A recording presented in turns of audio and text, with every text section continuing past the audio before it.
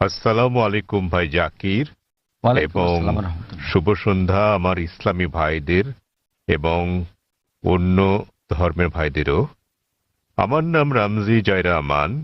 আমি আমেরিকার একজন টেকনোলজিস্ট, সেখানে প্রায় ৩৫ বছর ধরে বাস করছি। আর গত ৩ বছর ধরে আমি আধ্যাত্মিকতা চর্চা করছি আমার জীবিতকালেই একটা আত্মিক মুক্তির উদ্দেশ্যে। আমি কোরআন শরীফ পড়েছি। আমার একজন বন্ধু আছে, বলতে পারেন আজীবনের বন্ধু। গত ৪৫ বছর ধরে সে একজন খাঁটি মুসলমান। আমার প্রশ্ন হচ্ছে, প্রথমে আমাকে একটি কথা বলতে দিন, তারপর আমি আমার প্রশ্নটি করব। আমরা যখন কিছু বুঝতে চাই, হোক সেটি ধর্ম নিরপেক্ষ অথবা ধর্মীয়, আমরা বই পড়ে সেটি জানি, কিন্তু যখন আমরা বইটি পড়ি আমরা সেটা বুঝে বুঝেই পড়ি। তাই যদি হয়, তাহলে কেন প্রায় ১ ঘন্টা ধরে আপনার ছেলে বক্তৃতা করেছিল কোরআন বুঝে পড়ার বিষয়ে, বিশেষত সৌদি আরবের ভাষা আরবি ভাষার বিষয়ে? কেননা আমি যা অনুভব করি এবং চর্চা করি যে কোরআন ভাষার অনেক ঊর্ধ্বে, তো প্রত্যেক মুসলমানের আরবি ভাষা শিখতে হবে।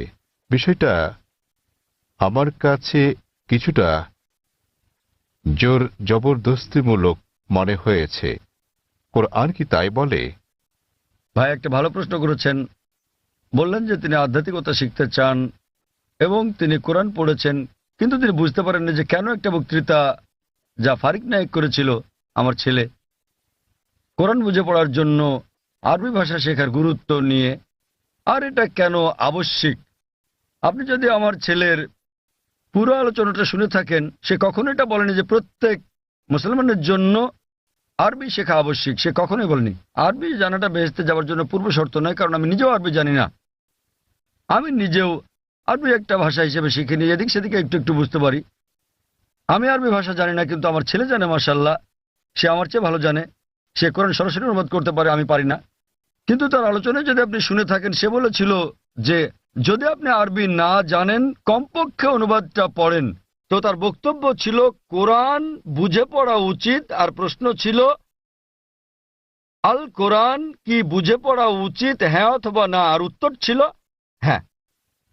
সে বলেনি যে একজন মানুষের আরবি জানা আবশ্যক। সে বলেছিল আপনার কমপক্ষে অর্থ বুঝে পড়া উচিত কোরআন। আর কোরআন বুঝে পড়ার সবচেয়ে ভালো উপায় হচ্ছে আরবিকে ভাষা হিসেবে শেখা। আপনি যখনই কোনো বই অনুবাদ করেন, কোনো সাধারণ বই অনুবাদ করতে গেলে অনুবাদটা কখনো ১০০% সঠিক হবে না। এটা হতে পারে ৮০%, ৯০%, ৯৯%। ভাষাটা যত বেশি কঠিন হবে, যত বেশি বিশুদ্ধ হবে, অনুবাদ তত বেশি কঠিন হবে। কোরআন হচ্ছে পৃথিবীর সবচেয়ে অনুবাদ অযোগ্য বই। তাই কোরআনের অনুবাদ কখনোই কোরআনের অনুরূপ হবে না, কারণ আরবি ভাষাটা এতই শক্তিশালী, এতই বিশুদ্ধ। আর এছাড়া এটা সর্বশক্তিমান আল্লাহ সুবহানাহু ওয়া তাআলার বাণী। এই কারণেই সর্বোৎকৃষ্ট উপায় হচ্ছে আরবিকে ভাষা হিসেবে শেখা। দ্বিতীয়ত, আপনি যদি আরবি ভাষা না জানেন, তাহলে সে বলেছিল যে ভাষাটা ভালো জানেন সেই ভাষায় অনুবাদটা পড়েন। আপনি ইংরেজি জানলে ইংরেজিতে পড়ুন, তামিল জানলে তামিলে পড়ুন, হিন্দি জানলে হিন্দিতে, বাংলায় জানলে বাংলায় কোরআনের অনুবাদ পড়ুন। সে যা বলেছিল তার মূল বক্তব্য ছিল কোরআন পড়ুন অর্থ সহকারে। এখন এই প্রশ্নটা একজন সাধারণ মানুষের পক্ষে খুবই স্বাভাবিক। আপনার প্রশ্ন ছিল কেন একজন মানুষ বলবে যে বইটি অর্থ বুঝে পড়ো? অর্থ তো বোঝাই গেছে। যখনই কোনো বই পড়া হয় সেটি তো অর্থ বুঝেই পড়া উচিত। কিন্তু আপনি বুঝতে পারেননি যে মুসলিম সম্প্রদায়ের মধ্যে দুঃখজনকভাবে, যেমনটা আমার ছেলে বলেছে, যে শতকরা ৮০%-এরও বেশি মুসলমান আরব নন এবং তারা আরবি ভাষা জানেন না। এখানে নবীর একটা হাদিস আছে, তিনি বলেছেন যদি তোমরা কোরআন তিলাওয়াত করো তো সব পাবে। সেই কারণে বেশিরভাগ মুসলিম যখন কোরআন পড়ে তারা আরবিতেই পড়ে, কিন্তু তার অর্থটা বোঝে না। তাই এটা পৃথিবীর সবচেয়ে বেশিবার পড়া বই, কিন্তু একই সাথে অর্থ না বুঝে সবচেয়ে বেশিবার পড়া বই ওইটি। তো আমার ছেলে বলেছিল আরবি অংশটা পড়ার পরে যা বেশিরভাগ অমুসলিমই বোঝেন না, অন্তত সেই অংশের অনুবাদটা পড়েন সেই ভাষায়, যে ভাষাটা আপনি ভালো বোঝেন। সে জোর দিচ্ছিল যে কোরআন নির্দেশনামূলক গ্রন্থ, এটি সর্বশক্তিমান আল্লাহর গ্রন্থ। সে সকল মুসলমানকে অনুরোধ করেছে যে আরবিটা পড়ার পাশাপাশি অনুবাদটাও পড়েন, যার স্থান দ্বিতীয়। কিন্তু সবচেয়ে ভালো আরবিকে একটি ভাষা হিসেবে শেখা। কেননা আপনি যদি আরবি জানেন এবং শুদ্ধ ভাষা জানেন, যা আমরা আমাদের স্কুলে শেখাই, ইসলামিক ইন্টারন্যাশনাল স্কুল বোম্বে এবং ইসলামিক ইন্টারন্যাশনাল স্কুল চেন্নাইতে, তাহলে সংযোগ সূত্র পেয়ে যাবেন এবং কোরআনের অর্থ বোঝাটা আরো ভালোভাবে হবে। আশা করি উত্তরটা পেয়েছেন। ধন্যবাদ। সেখানে কি কোনো অমুসলিম ভাই আছেন? হ্যাঁ হ্যাঁ ভাই, আপনার প্রশ্নটি করুন। শুভ সন্ধ্যা ডাক্তার সাহেব, আমি রাজা, একজন নির্বাহী অফিসার, চেন্নাই থেকে এসেছি।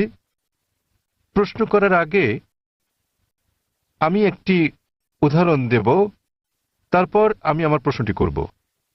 বিজ্ঞানীরা অনেক ধরনের জিনিস আবিষ্কার করেছেন মানব জাতির জন্য। উদাহরণস্বরূপ বলা যায়, আলেকজান্ডার গ্রাহাম বেল টেলিফোন আবিষ্কার করেছেন, কিন্তু আলেকজান্ডার গ্রাহাম বেলের সময় ফোন ছিল অন্য রকম। কিন্তু এখন আমাদের এই আধুনিক 24 শতকে আমরা ব্যবহার করছি মোবাইল, ইমেইল পাঠাচ্ছি, ইন্টারনেট, ফ্রিল্যান্স, ছবি, সারা বিশ্ব জুড়েই। আমি যা বলতে চাইছি, মানুষ যাই সৃষ্টি করেছে তার কিছু অংশের পরিবর্তন হতে পারে, কিন্তু একটা ব্যাপার আমি বুঝি, তা হলো যদিও আমি একজন আধ্যাত্মিক মানুষ, তো এই সাপ্তাহিক চক্র অর্থাৎ সপ্তাহের 7 দিন, এটা সারা বিশ্বেই একই নিয়মে পালন করা হয়। হোক এটা ভারতে, আফগানিস্তানে, অথবা হতে পারে জার্মানি, ইউরোপ, মধ্যপ্রাচ্য, আফ্রিকা, যেখানেই হোক না কেন, প্রায় 600 কোটি মানুষ এই সাপ্তাহিক চক্রকে অনুসরণ করে, অর্থাৎ 7 দিন, রবিবার থেকে শনিবার। আমার মনে হয় ডাক্তার সাহেব, এই 7 দিনের সাপ্তাহিক চক্র কোনো মানুষের দ্বারা তৈরি হয়নি। আমি বুঝতে পেরেছি এই সাপ্তাহিক চক্র তৈরি হয়েছে সর্বশক্তিমান সৃষ্টিকর্তার হাতেই। আমি প্রশ্ন করতে চাই যে এই 7 দিনের চক্রের কথা কি কোনো ধর্মগ্রন্থে লেখা আছে? আর সাথে আরেকটি প্রশ্ন, সেটি হলো যে আল কোরআনে কি সৃষ্টির কোনো নিয়মের উল্লেখ আছে কিনা, এইটুকুই। ভাই একটা প্রশ্ন করলেন যে মানুষ যখন কোনো কিছু আবিষ্কার করে, উদাহরণ হিসেবে আলেকজান্ডার গ্রাহাম বেলের টেলিফোন আবিষ্কারের কথা বলেছেন, কিন্তু সময়ের সাথে সাথে এটা বদলাতে থাকে, আর এখন আমরা মোবাইল ফোন ব্যবহার করছি যা অনেকটাই ভিন্ন। এগুলো মানুষের সৃষ্টি, কিন্তু এই সাপ্তাহিক চক্র সারা পৃথিবীতে অনুসরণ করা হয়। এটা সর্বশক্তিমান আল্লাহর সৃষ্টি, সর্বশক্তিমান আল্লাহর সৃষ্টি, সেজন্য এটা সমগ্র পৃথিবীতে অনুসরণ করা হয়। তিনি জানতে চান যে এই পৃথিবীর এই আবিষ্কারের কথা কোরআনে অথবা আগের ধর্মগ্রন্থগুলোতে উল্লেখ আছে কি না। ভাই আপনাকে একটা কথা বলি, আমি আপনার সঙ্গে একমত। মানুষ যখন কোনো কিছু আবিষ্কার করে, সেটার বিবর্তন হতে থাকে, উন্নতি হতে থাকে, শুধুমাত্র আল্লাহরটা ছাড়া। আল্লাহ হলেন নিখুঁত, তিনি কিছু সৃষ্টি করলে সেটা নিখুঁতভাবে সৃষ্টি করেন, অথবা তিনি ধাপে ধাপে এটাকে উন্মোচন করতে পারেন, কারণ সৃষ্টির জন্য তিনি যেটা সৃষ্টি করেছেন মানুষের জন্য তারা বুঝতে নাও পারে। উদাহরণস্বরূপ তিনি অনেক নবী পাঠিয়েছেন।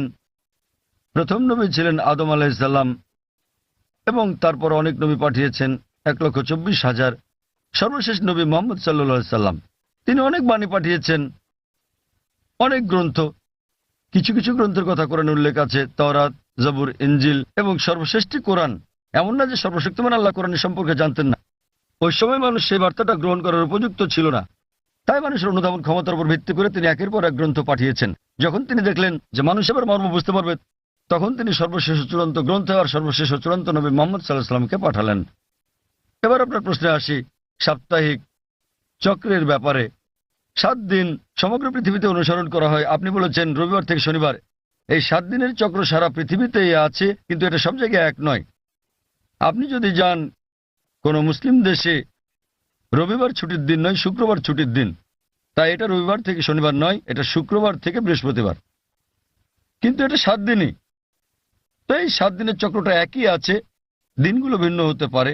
যেমন এইসব ছুটির দিন ইত্যাদি। আর একইভাবে আপনি যদি বাইবেল পড়েন, বাইবেলও 7 দিনের কথা বলে থাকে সৃষ্টিকালের ব্যাপারে। এমনকি ইহুদি ধর্মগ্রন্থ এই কথা বলা আছে, পবিত্র কোরআনে ওই কথা আছে, হাদিসে ওই কথা বলে থাকে। কোরআনে বলা আছে অনেক জায়গায় যে সর্বশক্তিমান আল্লাহ পৃথিবী তৈরি করেছেন 6 দিনে, 6টি পর্যায়ে। এ ব্যাপারে পবিত্র কোরআন এবং অন্যান্য ধর্মগ্রন্থ প্রায় একই কথা বলা আছে, কিন্তু ভালোভাবে দেখলে অনেক পার্থক্য আছে। কোরআন যেভাবে বলেছে তা অনেক বেশি বিজ্ঞানসম্মত। অন্যান্য ধর্মগ্রন্থের কথা অতটা বিজ্ঞানসম্মত নাও হতে পারে। উদাহরণস্বরূপ বাইবেলে এই ব্রহ্মাণ্ডের সৃষ্টি বিষয়ে বলা আছে, সেখানে বলা আছে সর্বশক্তিমান ঈশ্বর 6 দিনে পৃথিবী তৈরি করলেন এবং 7ম দিনে বিশ্রাম নিলেন। এর মানে ঈশ্বরেরও বিশ্রামের প্রয়োজন হয়। কোরআনও বলে যে সর্বশক্তিমান আল্লাহ 6 দিনে পৃথিবী তৈরি করলেন, কিন্তু এটা বলেন যে 7ম দিনে বিশ্রাম নিয়েছেন। কেন? কারণ পবিত্র কোরআনে আছে সূরা বাকারা অধ্যায় নম্বর 2 আয়াত নম্বর 255, এটা আয়াতুল কুরসি। আল্লাহু লা ইলাহাল হাইয়ুল কাইয়ুম লা তাখুযু সিনাতুন ওয়া লা নাওম লাহু মা ফিস সামাওয়াতি ওয়া মা ফিল আরদ। যে তিনি চিরকালীন, তিনি সর্বশক্তিমান, তিনি একক, কোনো তন্দ্রা তাকে স্পর্শ করে না, তার বিশ্রামেরও দরকার নেই। সর্বশক্তিমান আল্লাহর কোনো ঘুমের প্রয়োজন নেই, তার বিশ্রামেরও প্রয়োজন নেই। তাহলে তার বিশ্রামের প্রশ্নটা আসে কি করে? তাই অনেক কিছুতেই মিল পাওয়া যাবে, কিন্তু সব নয়। কেউ যদি বলে যে ঈশ্বরের বিশ্রাম প্রয়োজন, যেমন আমি বা আপনি আমাদের মানুষের বিশ্রাম প্রয়োজন, সর্বশক্তিমানের কোনো বিশ্রাম প্রয়োজন নেই, তো এখানে পার্থক্যটা। বাইবেলে যা বলা আছে তা হলো 24 ঘন্টা করে 6টি পর্যায়, 24 ঘন্টার 6টি সময়। আমরা বিজ্ঞানীরা বলে থাকি যে 24 ঘন্টার 6টি দিনে এই পৃথিবী তৈরি করা সম্ভব নয়। তো বিজ্ঞানীরা বাইবেলের ওল্ড টেস্টামেন্টের এই বর্ণনার সাথে দ্বিমত পোষণ করেন। আর কোরআনের কথায় আসি, কোরআন কখনোই বলেনি যে সর্বশক্তিমান আল্লাহ 24 ঘন্টার 6 দিনে এটা তৈরি করেছেন। আরবি শব্দ ইয়াম, বহুবচনে আয়াম, যা কোরআনে উল্লেখ আছে, এর দুটো মানে আছে। ইয়মের একটা মানে হলো সাধারণ 24 ঘন্টার একদিন বলতে যা আমরা বুঝি, আরেকটা মানে হচ্ছে পর্যায়। এটা যে কোনো দৈর্ঘ্যের হতে পারে, যেমন একটা যুগ। আর বিজ্ঞানীদের এটা মেনে নিতে কোনো সমস্যা নেই যে ব্রহ্মাণ্ড 6টি যুগে তৈরি হয়েছে, 6টি দীর্ঘ সময়ে, হতে পারে লক্ষ লক্ষ বছর ধরে, তাতে কোনো অসুবিধা নেই।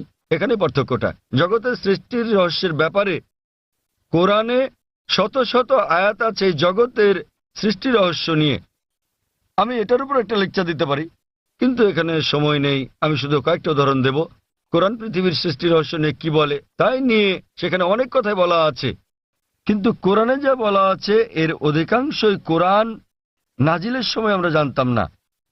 কোরআন যখন 1400 বছর আগে নাজিল হয়েছিল, এসব কথা অজানা ছিল।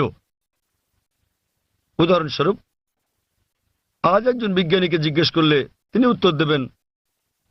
আমরা যদি বলি যে কিভাবে পৃথিবীর সৃষ্টি হলো, তাহলে তিনি বলবেন যে প্রথমে এখানে ছিল একটি নীহারিকা, তারপর একটা গৌণ বিচ্ছেদ ঘটল, বিগ ব্যাং, যা থেকে জন্ম নিল ছায়াপথ, তারকামণ্ডলী, গ্রহসমূহ, সূর্য, এমনকি পৃথিবী যেখানে আমরা বাস করি। এটা কয়েকজন বিজ্ঞানী আবিষ্কার করেছিলেন প্রায় 35-40 বছর আগে। আর এটাকে বলা হয়ে থাকে বিগ ব্যাং, যেটা 40 বছর আগে আবিষ্কৃত হয়েছে। আর যেটাকে আজকে বিজ্ঞানীরা বলছেন বিগ ব্যাং, এটা কোরআনে বলা হয়েছে 1400 বছর আগে।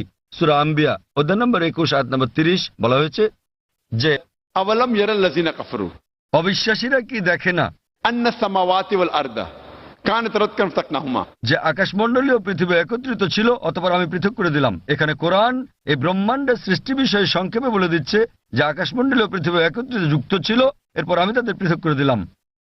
আজকের বিজ্ঞানীরা সৃষ্টি রহস্য নিয়ে যা বলছেন তার নাম দিয়েছেন বিগ ব্যাং। এটা কোরআনে 1400 বছর আগে বলা হয়েছে। আমরা আগে মনে করতাম যে এই যে আমরা পৃথিবীতে আছি এটা সমতল। মাত্র কয়েকশো বছর আগে আমরা জানতে পারলাম, যখন স্যার ফ্রান্সিস ড্রেক 1557 সালে পৃথিবীটা নৌপথে ভ্রমণ করলেন, তিনি প্রমাণ করলেন যে পৃথিবী বর্তুলাকার। কোরআন এটা বলেছে 1400 বছর আগে। সূরা নাজিয়াত অধ্যায় নম্বর 79 আয়াত নম্বর 30। ওয়াল আরদা বাদা যালিকা দাহাহা, এবং তারপর আমি পৃথিবীকে তৈরি করলাম ডিম্বাকৃতি। আরবি শব্দ দাহাহা এর একটা মানে হলো প্রসারিত হওয়া, যেভাবে পৃথিবী প্রসারিত হয়েছে। আরেকটা মানে আরবি দুইয়া শব্দ থেকে এসেছে, যার মানে হচ্ছে ডিম। এটা কোনো সাধারণ ডিম নয়, এটা বিশেষভাবে বোঝায় উট পাখির ডিমকে। এবং আমরা জানি পৃথিবী একটা বলের মতো সম্পূর্ণ গোলাকার নয়, এটা দুই প্রান্তে একটু চ্যাপ্টা। এবং আমরা যদি একটা উটপাখির ডিমের আকৃতি চিন্তা করি, সেটাও আসলে বর্তুলাকৃতির। একবার চিন্তা করেন, কোরআন পৃথিবীর বর্তুলাকৃতির কথা বলেছে 1400 বছর আগেই। আগে আমরা মনে করতাম চাঁদের আলো তার নিজস্ব আলো। সম্প্রতি বিজ্ঞান থেকে জানতে পেরেছি 100 বছর বা 200 বছর আগে যে চাঁদের আলো তার নিজের আলো নয়, বরং সেটা প্রতিফলিত আলো। কোরআন এটা বলেছে 1400 বছর আগেই। সূরা ফুরকান অধ্যায় নম্বর 25 আয়াত নম্বর 61, যে সর্বশক্তিমান আল্লাহ আকাশে তৈরি করেছেন নক্ষত্রপুঞ্জ, আর সেখানে জেলে দিয়েছেন একটি প্রদীপ, সূর্য, যা তার নিজের আলোয় জ্বলে, আর চাঁদ জলে প্রতিফলিত বা ধার করা আলোয়। চাঁদের আলোর আরবি শব্দ হচ্ছে মুনির বা নূর, যার মানে হচ্ছে ধার করা বা প্রতিফলিত আলো। কিন্তু সূর্যের আলোর জন্য ব্যবহৃত হচ্ছে ওয়াহাজ, সিরাজ, দিয়া, অর্থাৎ মশাল, গনগনে প্রদীপ, প্রজ্বলিত আলো, যা সূর্যের আলোকেই তার নিজস্ব আলো হিসেবে বোঝাচ্ছে। এখানে অনেক আয়াত আছে কোরআনে যা সৃষ্টিজগৎ বিষয়ে, জ্যোতির্বিদ্যা বিষয়ে বলে। আমি যখন ছিলাম স্কুলে, আমি পড়েছিলাম যে সূর্য যদিও ঘুরে, এটা তার নিজের অক্ষে আবর্তন করে না, এটা নিশ্চল। কোরআনের সূরা আম্বিয়াতে বলে অধ্যায় নম্বর 21 আয়াত নম্বর 33, هو الذي خلق الليل والنهار আল্লাহ সৃষ্টি করেছেন দিন ও রাত, والشمس والقمر সূর্য এবং চন্দ্র, كل في فلك يسبحون। প্রত্যেকে তার নিজ কক্ষপথে বিচরণ করছে। কোরআন বলছে সূর্য এবং চন্দ্র আবর্তন করা ছাড়াও তাদের নিজস্ব অক্ষের উপর ঘুরছে। আর আজ বিজ্ঞানের এত উন্নতির পরে আমরা জানি যে আমরা একটা টেবিলের উপর যদি সূর্যের ছায়া দেখি, তাহলে আমরা দেখতে পাবো যে সূর্যের গায়ে কালো দাগ রয়েছে, এবং এই কালো দাগগুলো প্রায় 25 দিনে একবার সম্পূর্ণ আবর্তন করে, যা দিয়ে বোঝায় সূর্য প্রায় 25 দিনে একবার আবর্তন করে। আর এভাবেই কোরআন বলে আকাশের কথা যে এটা একটা ছাদের মতো। সূরা আম্বিয়া অধ্যায় নম্বর 21 আয়াত নম্বর 32। কোরআন পদার্থের প্রথম অবস্থার কথা বলে প্লাজমা। কোরআন বলে সূরা জারিয়াতে অধ্যায় নম্বর 51 আয়াত নম্বর 47 যে আমি এই বিশাল আকাশকে নির্মাণ করেছি, এই ক্রমবর্ধনশীল বিশ্ব যা আমরা সম্প্রতি জেনেছি। এভাবেই কোরআনের অনেক জায়গায় সৃষ্টি রহস্যের কথা বলা হয়েছে। কিন্তু লক্ষ্য করার মতো বিষয় হলো, অন্যান্য ধর্মগ্রন্থের মতো অন্যান্য ধর্মগ্রন্থ যেমন বেদ, বাইবেল, সেগুলোও বলে থাকে সৃষ্টি রহস্যের বিষয়ে। সৃষ্টির বিষয়ে তাদের অনেক বক্তব্যই বিজ্ঞানের সাথে মিলে যায়, কিন্তু অনেক বক্তব্যই আবার বৈজ্ঞানিক প্রমাণের বিপরীতে অবস্থান করে। কিন্তু কোরআনের ব্যাপারে বলা যায়, কোরআনে 6000-এরও বেশি আয়াত আছে, যার মধ্যে 1000-এর বেশি বিজ্ঞান নিয়ে কথা বলে। এবং পবিত্র কোরআনে এমন একটা আয়াত নেই যা প্রতিষ্ঠিত বিজ্ঞানের বিরুদ্ধে যায়। কোরআনের সাথে অন্যান্য ধর্মগ্রন্থের পার্থক্য হচ্ছে, কোরআনের কোনো আয়াতই বিজ্ঞানের প্রমাণিত সূত্রের বিপক্ষে যায় না। এটা কোনো তত্ত্বের বিপক্ষে যেতে পারে, কারণ তত্ত্ব বদলে যায়, কিন্তু একটি আয়াত প্রতিষ্ঠিত বিজ্ঞানের বিপক্ষে যায় না। এই কারণেই কোরআন একটি অনন্য গ্রন্থ। আর বলা যায় এটি সর্বশক্তিমান আল্লাহর একমাত্র আসমানি কিতাব, একমাত্র ধর্মগ্রন্থ যা তার প্রকৃত রূপে এখন পর্যন্ত অবিকৃত আছে। এই কারণেই আপনি যদি সমস্ত ধর্মগ্রন্থগুলোকে বিজ্ঞান দিয়ে পরীক্ষা করেন, সবগুলোই ফেল করবে কোরআন ছাড়া। আর কোরআন হলো এই পৃথিবীর বুকে একমাত্র ধর্মগ্রন্থ যা বিজ্ঞানের পরীক্ষায় পাশ করবে। আশা করি উত্তরটা পেয়েছেন। আমার নাম নবীন, আমি টিসিএস এ কাজ করি। যখনই কোনো মুসলিম ধর্ম উপদেশ দেয়, তারা আল্লাহর নাম নিয়ে শুরু করে এবং মোহাম্মদের নামও বলে। তারা কেন যীশু খ্রিস্টের নাম বলে না, যিনি কিনা আল্লাহর একজন নবী ছিলেন? এবং আমার মনে হয় অনেকটা অজ্ঞতাবশতই মুসলিমরা যীশু খ্রিস্টকে নিয়ে কথা বলে, শুধু খ্রিস্ট ধর্ম নিয়ে কথা বলার সময়ই। তাহলে মুসলিমরা যখন কথা বলা শুরু করে, তারা কেন আল্লাহ এবং মোহাম্মদের নামের পর যীশু খ্রিস্টের নামও বলে না, যেহেতু তিনি নিজেও আল্লাহর একজন নবী ছিলেন? ভাই, খুব ভালো প্রশ্ন করেছেন যে যখন মুসলিমরা আলোচনা শুরু করে ইত্যাদি, তারা প্রথমে আল্লাহ সুবহানাহু ওয়া তাআলার নাম স্মরণ করেন, এরপর আল্লাহর রাসূল মুহাম্মদ সাল্লাল্লাহু আলাইহি সাল্লামের নাম নেন। কেন তারা নাম নেন না যীশু খ্রিস্টের, তার উপর শান্তি বর্ষিত হোক? আপনি মনে করছেন এটা করলে ভালোই হবে। যেহেতু আপনি জানেন যে ইসলামে যীশু খ্রিস্ট তারপর শান্তি বর্ষিত হোক, তিনিও আল্লাহ তাআলার একজন রাসূল ছিলেন, তিনিও ইসলামের একজন বার্তাবাহক। আল্লাহ কোরআনে বলেছেন সূরা ফাতির অধ্যায় নম্বর 35 আয়াত নম্বর 24, وإن من أمة إلا خلها فيها نذير। এমন একটিও জাতি বা গোষ্ঠী নেই যাদের প্রতি আমি সতর্ককারী পাঠাইনি। আল্লাহ বলেন সূরা রদ অধ্যায় 13 আয়াত নম্বর 7, ولكل قوم هاد। এবং প্রত্যেক জাতির প্রতি আমি একজন সতর্ককারী, একজন পথপ্রদর্শক পাঠিয়েছি। নামানুসারে কোরআনে মাত্র 25 জন নবীর কথা উল্লেখ রয়েছে, কিন্তু আমাদের প্রিয় নবী মুহাম্মদ সাল্লাল্লাহু আলাইহি ওয়াসাল্লাম বলেছেন, সহিহ হাদিসের উল্লেখ আছে, এটা মিশকাত আল মাসাবিতে, যে আমাদের প্রিয় নবী বলেছেন যে 1,24,000 পয়গম্বর পাঠিয়েছেন আল্লাহ সুবহানাহু ওয়া তাআলা এই পৃথিবীর বুকে, কিন্তু কোরআনে কেবল 25 জনের নামই পাওয়া যায়, আদম, ইব্রাহিম, মুসা, যিশু, মুহাম্মদ, তাদের সকলের উপর শান্তি বর্ষিত হোক। তো ভাই, আমি যদি আপনার কথা মেনে নেই যে আমাদের নাম উল্লেখ করা উচিত সকল নবী রাসূলদের, তাহলে 1,24,000 নবী রাসূলগণের নাম নিতে না পারলেও অন্তত কোরআনে বর্ণিত 25 জনের সকলেরই নাম নিতে হবে। তাহলে ভেবে দেখেন প্রথম বাক্যটি কত বড় হয়ে যাবে। আপনি যেটা বুঝতে পারছেন না তা হলো, যে সকল নবী রাসূল নবী মুহাম্মদ সাল্লাল্লাহু আলাইহি ওয়াসাল্লামের আগে এসেছিলেন তাদের পাঠানো হয়েছিল শুধু তাদের লোকদের জন্য, শেষ সময়ের জন্য।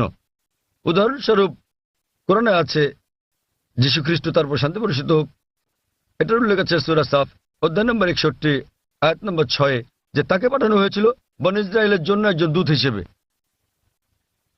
এটা উল্লেখ আছে সূরা আলী ইমরানেও অধ্যায় নম্বর 3 আয়াত নম্বর 49, যে যীশু খ্রিস্টকে তারপর শান্তি বর্ষিত হোক পাঠানো হয়েছিল একজন দূত হিসেবে বনী ইসরাইলের সন্তানদের জন্য। সুতরাং মুহাম্মদ সাল্লাল্লাহু আলাইহি ওয়াসাল্লামের আগে যারা এসেছেন সকল নবী রাসূলগণকে পাঠানো হয়েছিল তাদের নিজেদের লোকদের জন্য, শেষ সময়ের জন্য। কিন্তু যেহেতু মুহাম্মদ সাল্লাল্লাহু আলাইহি সাল্লাম সর্বশেষ ও চূড়ান্ত নবী ছিলেন, তাকে শুধু আরব বা মুসলিমদের জন্য পাঠানো হয়নি, তাকে পাঠানো হয়েছিল সমগ্র মানব জাতির জন্য। এবং আল্লাহ বলেন সূরা আম্বিয়া অধ্যায় নম্বর 21 আয়াত নম্বর 107, ওয়ামা আরসালনাকা ইল্লা রাহমাতাল লিল আলামিন। আমি তো তোমাকে রহমত হিসেবে প্রেরণ করেছি সমগ্র পৃথিবীর জন্য, সমগ্র সৃষ্টি জগতের জন্য, সমগ্র মানবতার জন্য। সুতরাং মুহাম্মদ সাল্লাল্লাহু আলাইহি সাল্লাম যেহেতু সর্বশেষ এবং চূড়ান্ত নবী ছিলেন, তিনি শুধু মুসলিম বা আরবদের জন্য প্রেরিত হননি, এসেছিলেন সমগ্র মানব জাতির জন্য। এবং তিনি যে বার্তা নিয়ে এসেছিলেন তা শুধু একটা নির্দিষ্ট সময়ের জন্যই নয়, যেমনটা তার পূর্বে যারা এসেছিলেন তাদের বার্তা ছিল একটা নির্দিষ্ট সময়ের জন্য। কিন্তু যেহেতু নবী মুহাম্মদ সাল্লাল্লাহু আলাইহি সাল্লাম ছিলেন সর্বশেষ ও চূড়ান্ত নবী, তার বার্তা সময়ের বন্ধনে বাধা নয়, এটাকে অনুসরণ করতে হবে শেষ দিন পর্যন্ত। এ কারণে আপনি বর্তমানে যেখানেই থাকুন না কেন, হোক সে ভারত বা যুক্তরাষ্ট্র বা ইংল্যান্ড বা সৌদি আরব, পৃথিবীর যে কোনো প্রান্তে বর্তমানে আমাদের অনুসরণ করতে হবে সর্বশেষ ও চূড়ান্ত নবীকে, এবং তিনি হচ্ছেন নবী মুহাম্মদ সাল্লাল্লাহু আলাইহি সাল্লাম।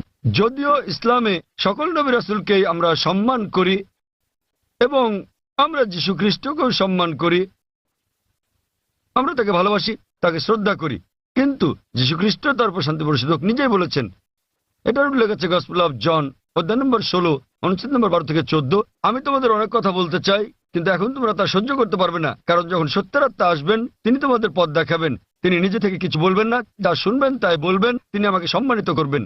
সুতরাং এখানে যীশু খ্রিস্ট তারপর শান্তি বর্ষিত হোক ভবিষ্যৎবাণী করেছেন সর্বশেষ ও চূড়ান্ত নবী মুহাম্মদ সাল্লাল্লাহু আলাইহি সাল্লামের আগমনের।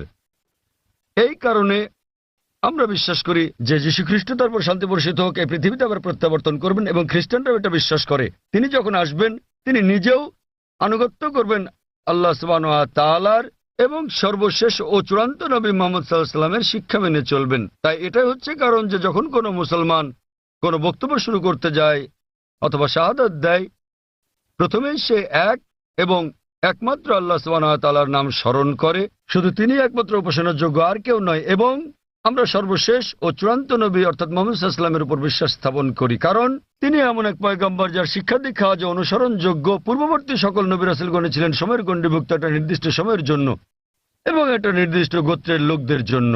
যেহেতু নবী মুহাম্মদ সাল্লাল্লাহু আলাইহি ওয়াসাল্লামকে পাঠানো হয়েছে সমগ্র মানবজাতির জন্য এবং তার বার্তা সময়ের গণ্ডিভুক্ত নয়, এ কারণে আমরা তার নাম উল্লেখ করে থাকি। অন্যথায় ইসলামে আমাদের সকল নবীদেরকে সম্মান করতে হয়। আর আমি যদি আপনার কথা মেনে নেই, যেভাবে আগে বলেছিলাম আমার লেকচার শুরুর সময়, আমাকে বলতে হবে আল্লাহর নাম যিনি সর্বময়, সর্বোচ্চ, ক্ষমাশীল, এবং তার নবীদের নাম আদম এবং নূহ, তারপর সালেহ, ইদ্রিস, ইব্রাহিম, ইসমাইল, ইসহাক, মুসা, ঈসা এবং তারপর আরো কারো নাম বলে আমি বলতে পারি মোহাম্মদ সাল্লাল্লাহু আলাইহি ওয়াসাল্লাম।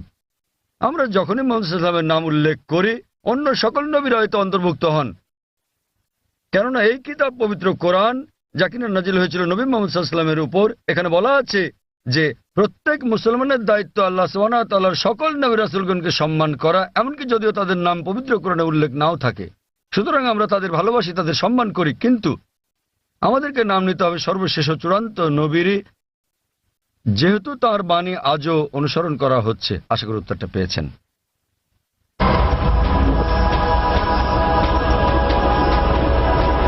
এখানে কি কোনো অমুসলিম ভাই আছেন মাঝখানের মাইকে? তামিল? হ্যাঁ, কেউ কি উনার কথা অনুবাদ করে দিতে পারবেন? তিনি তামিল ভাষায় কিছু বলতে চাচ্ছেন। এখানে কোনো অনুবাদক আছেন? আমরা চাই উনার প্রশ্নটি যথাযথভাবে অনুবাদ করা হোক, তাকে তামিল ভাষাতেই প্রশ্নটি করতে দিন, অনুবাদক সেটাকে বাংলায় করবেন। எனது பெயர் அல்போன்ஸ். நான் கிறிஸ்தவ மதத்தை சார்ந்தவர். சென்னை பெரம்பூரிலிருந்து வருகிறேன்.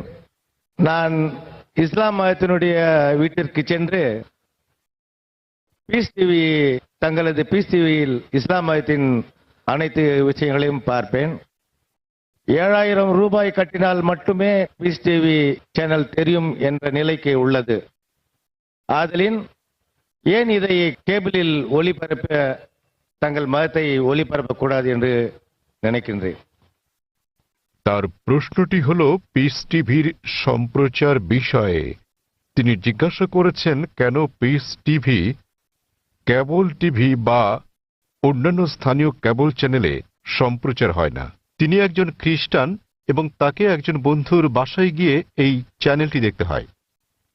ভাই প্রশ্ন করেছেন যে তিনি একজন খ্রিস্টান এবং তিনি জানেন যে পিস টিভি স্যাটেলাইটের মাধ্যমে সম্প্রচার করা হয়, কেন কেবল অপারেটররা তাদের চ্যানেলে পিস টিভিকে রাখেন না? ভাই এটা কেবল অপারেটরদেরকে জিজ্ঞেস করতে হবে।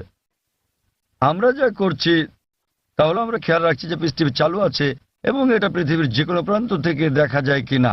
আলহামদুলিল্লাহ আমরা পিস টিভির 6টি আলাদা স্যাটেলাইট থেকে সম্প্রচার করছি এবং এটা পুরো পৃথিবী জুড়ে পৌঁছে যাচ্ছে।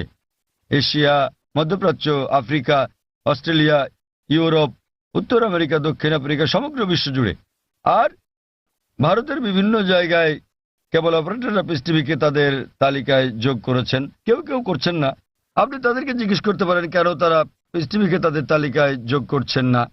আর দ্বিতীয়ত, কেউ যদি পিস টিভি দেখতে চান পৃথিবীর যে কোনো প্রান্ত থেকে, তিনি একটা ব্যক্তিগত ডিশ লাগিয়ে নিতে পারেন। বড় জোর 6000 রুপি খরচ হবে। $150 খরচে পৃথিবীর যে কোনো প্রান্ত থেকে ডিশ এবং ডিকোডার বসালে এটা ফ্রি টু এয়ার চ্যানেল, আপনি এটা দেখতে পারবেন। আপনাকে মাসে মাসে টাকা দিতে হবে না। এটা free to air channel, dish এবং ডিকোডারের খরচ পড়বে প্রায় 6000 রুপি। এটা আপনি বসাতে পারেন আপনার ছাদে বা বারান্দায় এবং ইনশাআল্লাহ আপনি সারা জীবন দেখতে পারবেন, আপনাকে কোনো টাকা দিতে হবে না এর জন্য। আর আমাদের দুটো চ্যানেল আছে, একটা পিস টিভি ইংলিশ, আরেকটা হলো পিস টিভি উর্দু। তাই একবার ডিশ বসালে ইনশাআল্লাহ আপনি দুটো চ্যানেলই দেখতে পারবেন। এবং আপনি যদি এটা আপনার বিল্ডিংয়ে বসান এবং 50টা বাড়িতে এই ডিশ লাইনটা ভাগ করে নেন, বাড়ি প্রতি হয়তো খরচ পড়বে মাত্র কয়েকশো রুপি। সুতরাং যে কেউ দেখতে চাইলে এইভাবে দেখতে পারেন। আর পিস টিভিকে ইন্টারনেটেও আমরা দিয়ে দিয়েছি। স্বাভাবিকভাবে ইন্টারনেটের গুণগত মান স্যাটেলাইটের তুলনায় অনেক নিম্নমানের হবে। আপনি ইন্টারনেটে www.peacetv.org এই সাইটে দেখতে পারবেন। এমনকি মোবাইলেও সম্প্রতি আমরা পিস টিভি মোবাইলও চালু করেছি। আপনার কাছে যে হ্যান্ডসেটই থাকুক না কেন, নোকিয়া অথবা আইফোন, আমরা চেষ্টা করছি বিশ্বের 80% হ্যান্ডসেটের জন্য এটাকে সহজলভ্য করতে। তবে ফোনটা যত উঁচু মানের হবে, যদি আপনি তৃতীয় প্রজন্মের ফোন নিয়ে থাকেন এর মান অনেক উন্নত হবে। যদি ওয়াইফাই ব্যবহার করেন উন্নত মান পাবেন। সুতরাং হ্যান্ডসেটের উপর নির্ভর করে আপনি মোবাইলেও পিস টিভি দেখতে পারেন। এটা সম্পূর্ণ বিনামূল্যে। এর ওয়াপ ইন্টারনেটের জন্য www.peacetv.org, মোবাইলের জন্য এর ওয়াপ wap.peacetv.org। আশা করি উত্তরটা পেয়েছেন। হ্যাঁ বোন, আপনার প্রশ্নটি করুন। শুভ সন্ধ্যা, আমার নাম নিখিলা। আমি ডেন্টালের একজন ছাত্রী। ইসলাম সম্পর্কে আমার জ্ঞান আসলেই কম। আমি যতটুকু জানি আমার বন্ধুদের কাছ থেকে শুনেছি। আমার প্রশ্ন হচ্ছে, আমি একটি পোস্টারে দেখেছি যে বলা আছে সঙ্গীত এবং নৃত্য ইসলামে গ্রহণযোগ্য নয়। এটা কেন? মানে আমি বলতে চাইছি যে আপনি এটা এমনি এমনি বলতে পারেন না যে গান বাজনা বা নৃত্য করো না। যেমন আপনি যদি বলেন যে ভরতনাট্যম বা অন্য কোনো নৃত্যের ব্যাপারে যেখানে সঙ্গীত আছে, এমনকি এমনিতেও আমরা সঙ্গীতের মাধ্যমে ঈশ্বরের প্রশংসা বা নিজেদের আবেগ প্রকাশ করে থাকি, তাহলে গান বাজনা গ্রহণযোগ্য নয় কেন? বোন জিজ্ঞেস করলেন যে কেন ইসলাম ধর্মের সঙ্গীত এবং নৃত্য নিষিদ্ধ। প্রথমে আমি সঙ্গীত নিয়ে বলছি, এরপর নৃত্য। সঙ্গীতের ব্যাপারে বলা যাবে, আমাদের প্রিয় নবী মুহাম্মদ সাল্লাল্লাহু আলাইহি ওয়াসাল্লাম বলেছেন যে সঙ্গীতের বাদ্যযন্ত্র সাধারণ নিয়মে সবই নিষিদ্ধ, তবে তিনি যেটার অনুমতি দিয়েছিলেন সেটা দাফ, একপাশে খোলা ড্রাম যাকে বলা হয় ডাফ বা ডাফলি।